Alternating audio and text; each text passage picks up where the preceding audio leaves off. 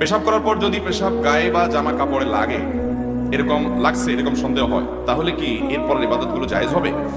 দেখেন, পেশাব করার পর সুইয়ের আগায় যে পরিমাণ পানি থাকে, সুই আছে না, সুইয়ের মাথায় যেরকম পানি থাকে ওইরকম ছোট ছোট ছিটা আসে না কিছু, এগুলো যদি আসে 2-4-5টা বা এরকম ছিটা যদি আসে আপনার কাপড়ের শরীরে, নাপাক হবে না।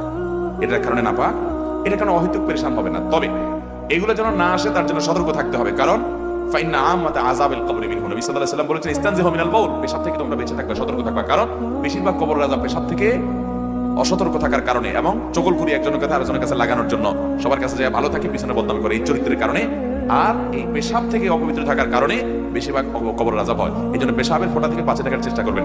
দাঁড়ায় যদি সরসর করে পেশাব করে দেন তাহলে চিটা বেশি আসবে, এই জন্য বসে বসে করবেন এবং উপযুক্ত জায়গায় করবেন। তারপরও যদি চিটা চলে আসে, ওই যে সুইয়ের আগার পরিমাণ এরকম চিটা আসলো 2-4-6টা, এতে কি হবে না, নাপাক হবে।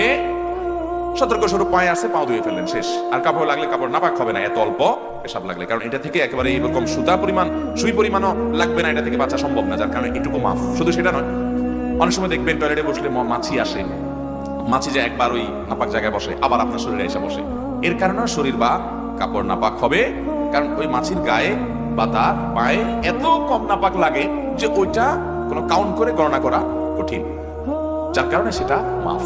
এটা লাগলে অসুবিধা হবে